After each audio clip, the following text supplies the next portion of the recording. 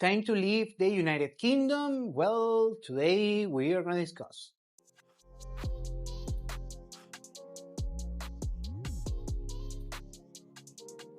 Welcome to Continental Insider, the offshore consulting service for expats, digital nomads, entrepreneurs, investors, and related internationals with a boots on the ground approach.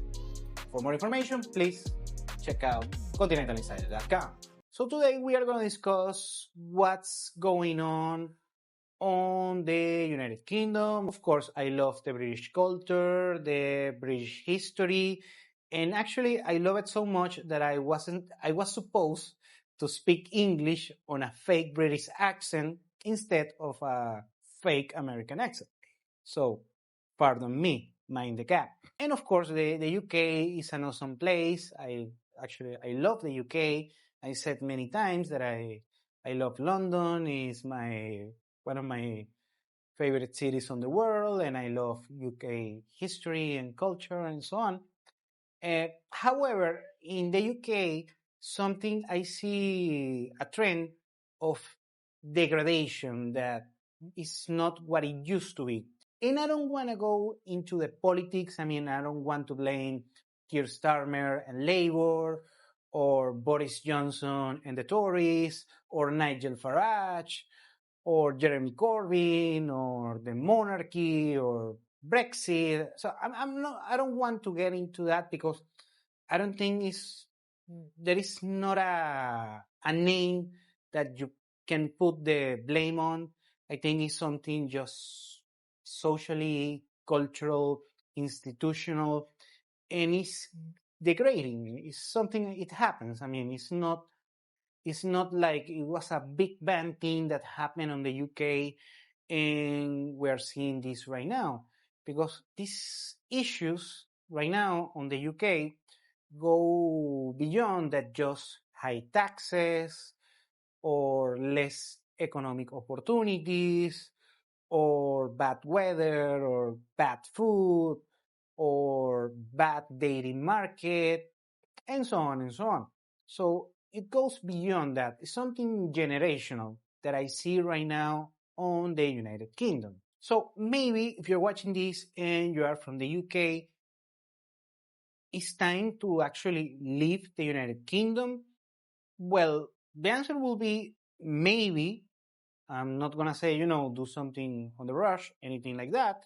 It's just time to start building, maybe creating a strategy, a plan B, just in case, in order to have like a hedge, in order to something happens to you, particularly, I mean, God forbid something bad happens, but it could be something regarding society, could be an economic issue and so on. So it's very good that you at least have second options in case your particular situation on the United Kingdom doesn't go as planned, as maybe you thought just a decade ago or so. Now, if you are watching this and let's say you are a young man on the United Kingdom, barely making ends meet, and you're thinking to yourself, okay, what can I do? I'm just a young guy. I don't have savings. I'm barely getting by here in the UK. What can I do? Well, first, due diligence. You don't have to spend that much money on due diligence. You can do it yourself. Also, try to get to know people that have been throughout this process. You can start, for instance, if you really want to leave the UK, maybe you have a cousin living abroad you can sleep on their couch, something like that. Of course, I mean, that's a last resort. Don't go on that.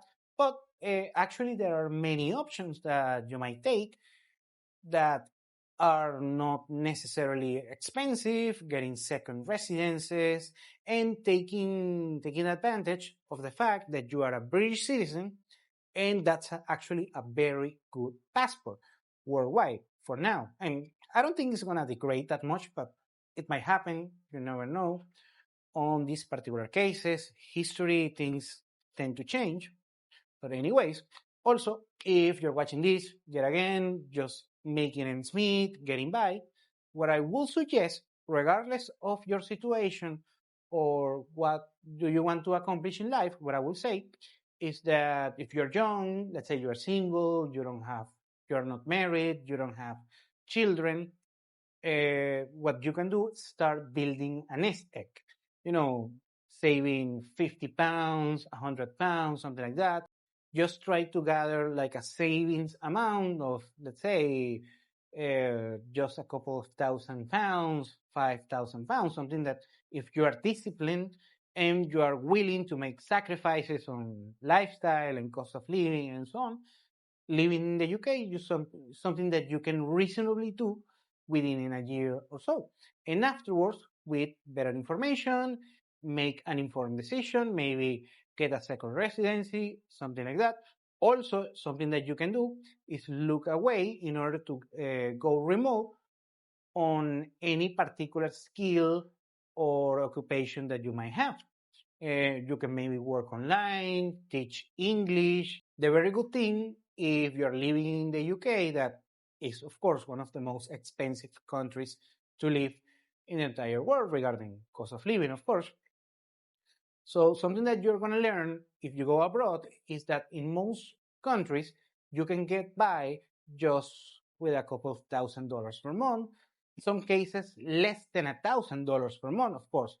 And it's not going to be a fancy, luxurious life, but it's going to be, you can cover basic needs. And if that's your particular case right now on the UK, you're going to find that living in most countries all over the world is actually quite cheaper compared to the UK on the first place, especially on a city like London. Now, if you're watching this and let's say you're a family man, family woman, you have children, you have people, to take care of, still better yet, you should be even more motivated in order to do something about it.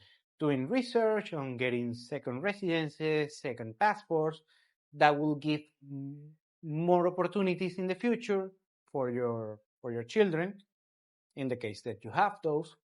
And also regarding education, if you want good, middle school, elementary school education for your children, actually cents on the dollar, you can find great international schools abroad that are going to be cheaper, that let's say in London or Manchester, place like that.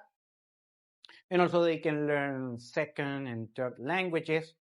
That will be great for their development and the opportunities that they might have in the future.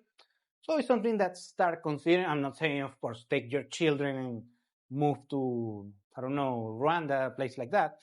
Just saying it's a very good time in order to consider other alternatives, second options, just in case.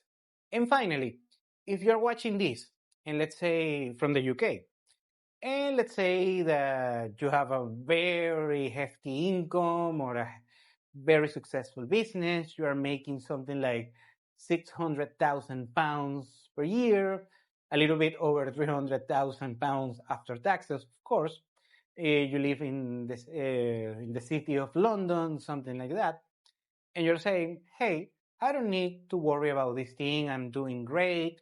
I'm here making good money in London, in Liverpool, in Manchester, whatever may be the case. Well, actually, if that's your particular case, first, of course, good for you. I wish you the best. I wish you prosperity. I wish everyone in the UK prosperity. But the issue will be that when you have these particular situations in a particular country, that culture and institutions start to degrade, that creates a trickle-down effect on everything else. I've seen it on first hand in other countries. And what happens is the currency becomes devaluated, starts worth less. That can happen to the pound. That can happen also to the FTSE 100. That can happen to the real estate. That can happen to small and private businesses in the UK, and so on and so on, because this is a ripple effect that goes throughout the rest of the economy overall.